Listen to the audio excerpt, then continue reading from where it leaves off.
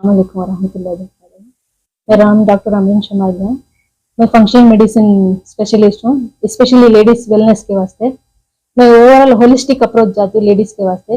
कैसा रहना, कैसा खाना, कैसा पीना, क्या अवॉइड कर सकती, कैसा बीमारियां को अवॉइड कर सकती, सर्जरीज को कैसा अवॉइड कर सकती, कैसा सिजेरियन से नॉर्मल को आ सकती, या फिर फर्स्ट सिजेरियन होकर सेकेंड नॉर्मल डिलीवरी आप कर सकती, ये सब स्पेशलाइजेशन में हूँ। कैसा पेशेंट की जरूरत है वैसा मैं वेट कर लेकर उनको ये करती हूँ। लेडीज में देखा गया है कि टेंशन में रहते हैं, कई सारे उनको बीमारियां रहती हैं। एग्जैक्टली। तो इस तरीके से कैसे बचा जाएगा? टेंशन बोले तो स्ट्रेस, आज जो स्ट्रेस है उससे ज्यादा बीमारियां आती हैं। क्या है, लेडीज में एक साइकोलॉजिकल इफेक्ट होता है। उनको ज्यादातर एक टाइम होना, उनका स्पेस होना, टाइम स्पेस, उनके वास्ते अगर कोई टाइम होना, उससे क्या करना, घर वाले सपोर्ट करना। एक तो लेडीज को मल्टीटास्किंग, एक काम नहीं रहता उनको, 4-5 काम एक साथ रहती। तो उनको क्या है, घर वाले जो भी हैं, शोहर हैं, बच्चे हैं, सास ससुर हैं, कौन भी है, एक मॉरल सपोर्ट करती। ऐसा दिए तो क्या होता है, लेडीज का स्ट्रेस लेवल जो है कम रहता, तो उससे कितने की बीमारियां बच जाती लेडीज को।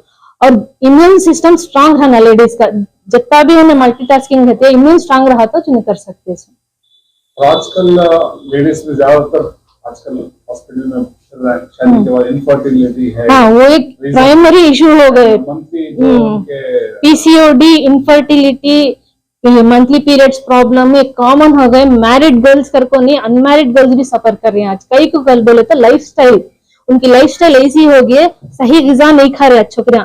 कई जो स्कूल को कॉलेजेस को जा रही हैं लड़कियां, उन्हें सही गिजा खा रहे नहीं, हरी में रहती हूँ जो भी है, क्या बोलती हैं, जंक फूड, क्या वो फास्ट फूड बोलती हूँ, फास्ट फूड जैसा फास्ट हेल्थ भी उन्हें गवा ले रही। तो क्या है, मैं एडवाइस कर देती हूँ, बोलती हूँ जंक फूड एक बिल्कुल अवॉइड करो। घर में जो इस्तेमाल करती हैं के बर्तन तुम्हारे जो भी रहते वो चेंज करो। प्लास्टिक का हरगिज इस्तेमाल करना, उनको बहुत बड़ा इम्पैक्ट हो रहा है आज बेको बच्चा के वास्ते खासकर। तो पीसीओडी प्रॉब्लम, जो भी मल्टी पीरियड्स प्रॉब्लम है, वो फर्स्ट क्या होता है, घरेलू इससे आता हो, तो उसे चेंज करना हमें। जैसा घर को साफ करती है, जिस्म भी साफ होता है।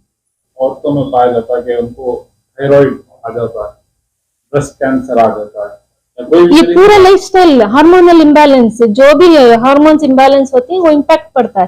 फर्स्ट को स्ट्रेस बोल लो लेडीज का, नेक्स्ट को थायराइड इश्यू बोले, इनफर्टिलिटी बोले, पूरा हार्मोनल जैसा हार्मोन्स को बैलेंस करती, स्टेप बाय स्टेप पूरा ये हो जाता है उनको। औरतों में खासकर शादियों के बाद बच्चे नहीं होते साले साल, बहुत आजकल आज कॉमन हो गए वो। आज बोल रही ना, घरेलू आपके पास इलाज के तौर पे क्या रहना? फर्स्ट स्टेप तो घर में बदलना, पूरा घर का लाइफस्टाइल जो है वो बदलना, घर के बर्तन बदलना, खाना पीना बदलना। जैसे हमें स्ट्रिक्टली, हमें जो पेशेंट आता है उनको मैं स्ट्रिक्टली पहले प्रिस्क्रिप्शन नहीं देती। मैं क्या बोलती हूँ, बोलो लाइफस्टाइल घर को बदलो पहले, उसके बाद तुम्हें इलाज को। घर में क्या बदलना बोले तो फर्स्ट को एल्यूमिनियम, नेक्स्ट को प्लास्टिक, थर्ड को माइक्रोवेव, फोर्थ को जितने भी ये ही घरेलू इस्तेमाल प्लास्टिक के स्टोरेज बॉक्सेस हैं, फ्रिज में रखती ये कंटेनर्स हैं, मसाला के डिब्बे, इधर स्टील अर्थन पॉट्स, जो मिट्टी के बर्तन आते थे पहले वो, और नहीं तो स्टील है नहीं तो ग्लास, ये बहुत अच्छा तुम्हारे सेहत के वास्ते। औरत को आज तकलीफ है, यानी कि शादी हो गई, 5 हो गए, 10 साल हो गए, बच्चे नहीं हो गए, she has gone through all this उन्होंने घर का चेंज कर लिए, बर्तन चेंज कर लिए, नेक्स्ट स्टेज बॉडी को प्रिपेयर करना होगा। इंशाल्लाह अब तक मैं कई केसेस कर दे लियो, अल्हम्दुलिल्लाह 3 से 6 महीने में कंसीव होगी। लॉकडाउन होने के जब से बच्चों में मोबाइल का एडिक्शन बढ़ गया, इससे बच्चों में चिड़चिड़ापन, गुस्सा, अगर नहीं मिला तो उसके वास्ते एक्सट्रीम स्टेप्स लेने भी वो they are not stopping from. उससे मैं क्या बोलती हूँ, बड़े पेरेंट्स ही ना, उन्हें वक्त निकाल को बाहर बुला ले जाना बच्चों को। और बच्चों को इम्यून कब स्ट्रांग होता बोले तो खेता में खेलना, मिट्टी लगना हाथा में बच्चों को, तब क्या होता है, इम्यून स्ट्रांग होता है।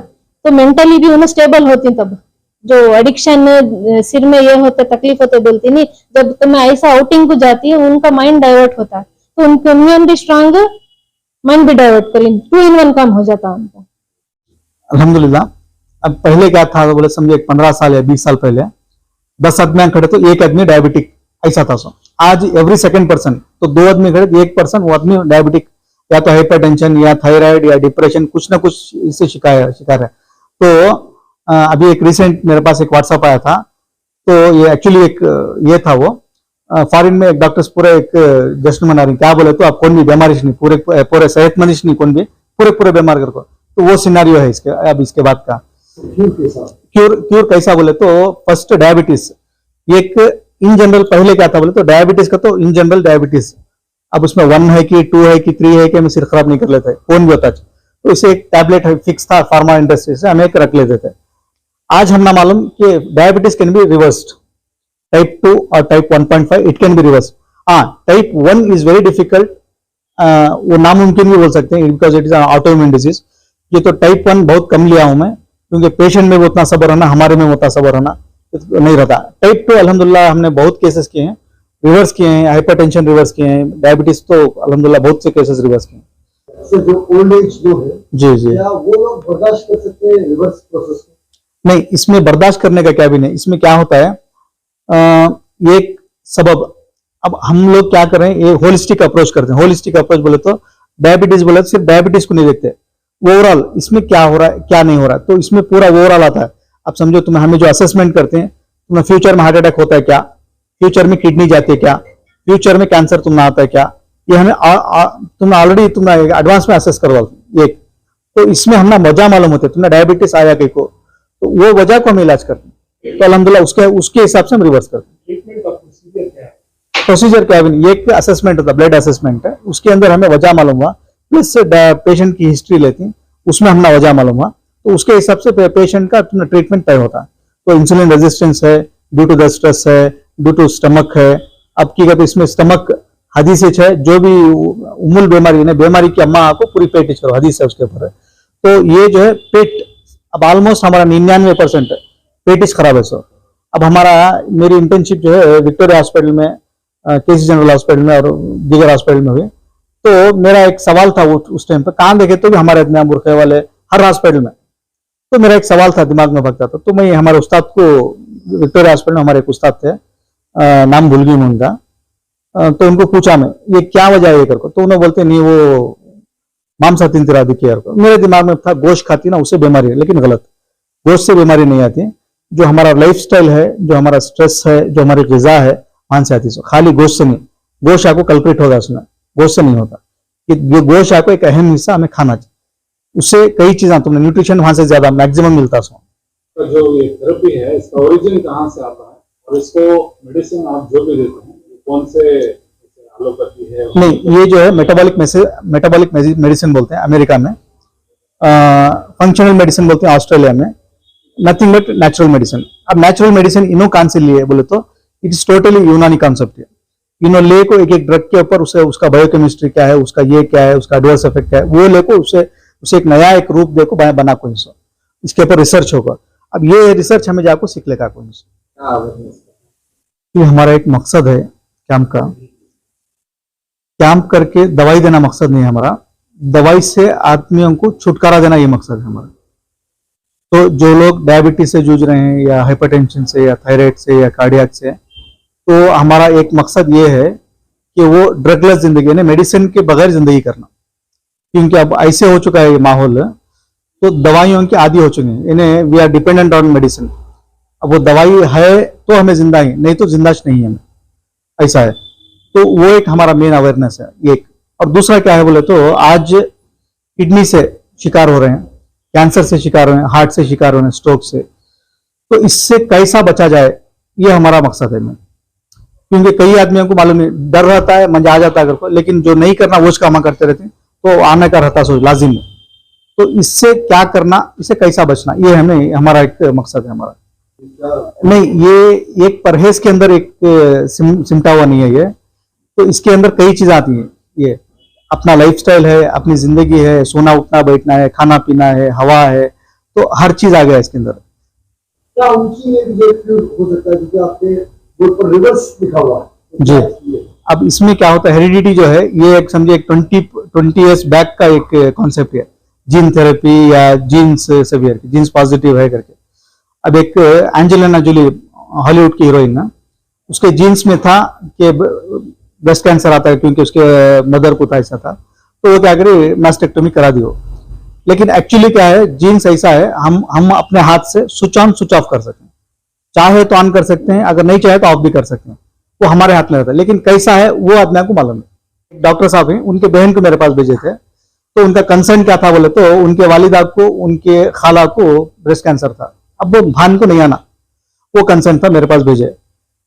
तो उनको पूरे हमें क्या कहते हैं मेटाबॉलिक असेसमेंट बोलते हैं, पूरा हार्मोनल टेस्ट कराते हैं, तो उसमें आता नहीं आता, तो उनका कंफर्म था आ रहा है करके।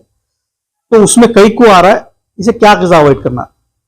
तो उनके अंदर क्या है बोले तो पेस्ट तक उसे इम्पैक्ट करता है, तो पेस्ट को बदलाना पड़ा, उनके ग़िज़ा को बदलाना पड़ा। उसके बाद वो घंटी जो थी उनको हजम होगी, 1 महीने में हजम होगी। तो सिंपल चीज है, पेस्ट तक जाना पड़ता है हमें, पानी तक जाना पड़ता है हमें, ग़िज़ा छोटे छोटे तब्दीलियां रहती हैं, तो वो रिपोर्ट में जाता है क्या खाना क्या नहीं खाना। अब हम लोग वो चीज खाते रहते हैं, अब फिर उम्मीद करते नहीं आना को, तो ऑटोमेटिकली आता छो। डायलिसिस का शिकार है कोई हफ्ते में, 15 दिन में, महीने में, थोड़ा सा रेगुलर सिस्टम है, क्या इस सिस्टम को भी इसके थ्रू देख किया जा सकता है? इंशाल्लाह कर सकते हैं, लेकिन एक क्या था, अब हम लोग कोविड से पहले अल्हम्दुलिल्लाह हम लोग 4th स्टेज तक भी कर लेते थे। 5th stage it is very difficult, बहुत सब्र से रहना पड़ता है पेशेंट को, और 5th स्टेज हम लोग किए लेकिन उतना कामयाबी नहीं मिली। 4th स्टेज तक अल्हम्दुलिल्लाह हम लोग किए हैं, रिवर्स किए हैं। अभी आज कैंप में भी आए थे एक साहब, उन्होंने सागर हॉस्पिटल में एडमिट थे, 9.5 क्रिएटिनिन था, डायलिसिस चलने को था उनका, तो उन्होंने डायरेक्ट हमारे पास है, 26 दिन इलाज चला उनका, तो क्रिएटिनिन अल्हम्दुलिल्लाह नॉर्मल है 2017 में सागर हॉस्पिटल के केस से। आज तक फिर डायलिसिस हुई नहीं, और किडनी अल्हम्दुलिल्लाह अच्छी है उनकी। एक तो कौन सी जगह क्या करता है? मैं फ्रेजरटाउन में ऑन अपॉइंटमेंट जाता हूँ, मैं 12:30 से 3 तक इकरा मेडिकल सेंटर पे रहता हूँ, और बचत का वक्त जो है इधर बैर संद्रा में रहता हूँ।